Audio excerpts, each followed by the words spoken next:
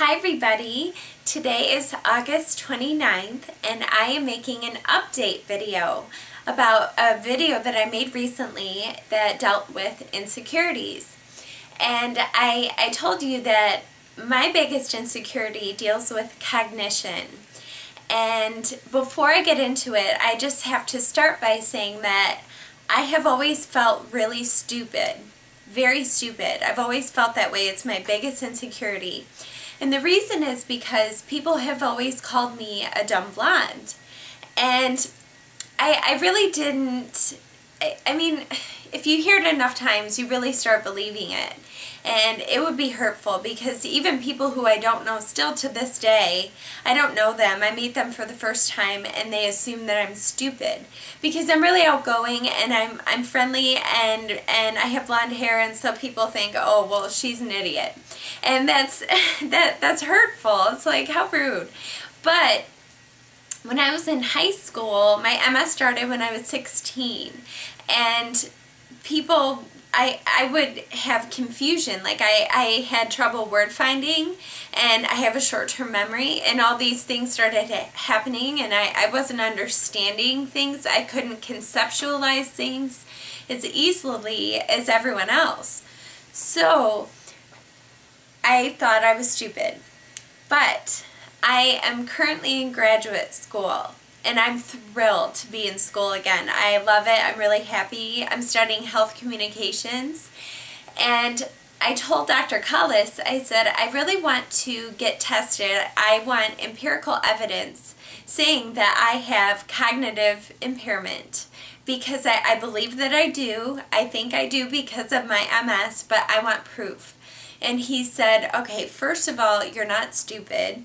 He said, secondly, I think you should go to get tested by a neuropsychologist.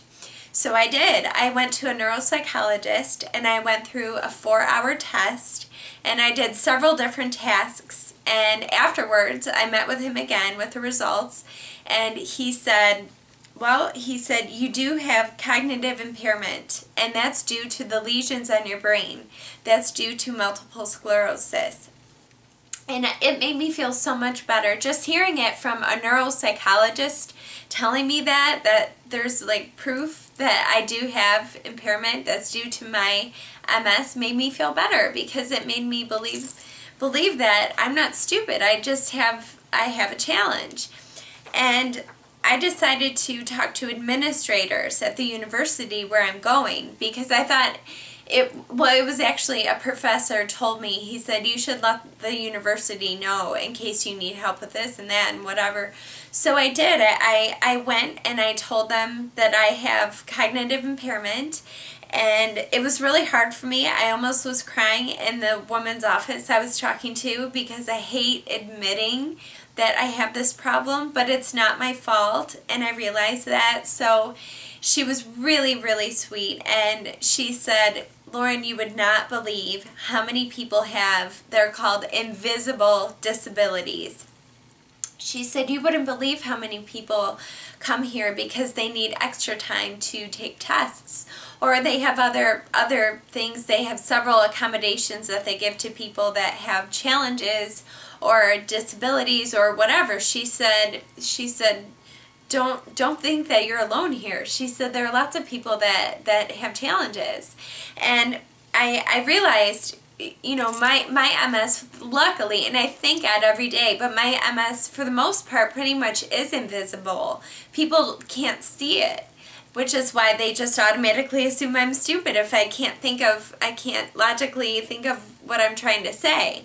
But that's because I have lesions on my brain.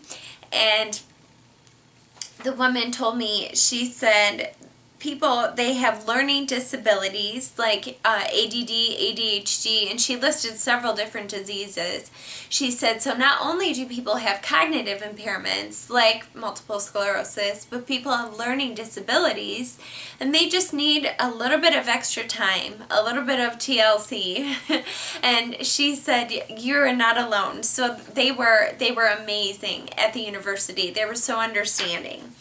And I just wanted to talk about this because I wanted to tell everybody, if you have a cognitive impairment or if you have a learning disability, you're not alone, and people are out there willing to help you. And it's hard to admit it. It was for me anyway. It was really hard to come to terms with the fact that I do have that challenge. But that's how it is. And I'm going to work really hard in grad school. I'll work harder than everybody else if I have to. And I thought to myself, I'm going to work hard, I'm going to stay positive, and I'm going to believe in myself. It's like a motivational type thing, but it's like I do believe that I can do very well because I want to. I want to do well, and I will. Mark my words.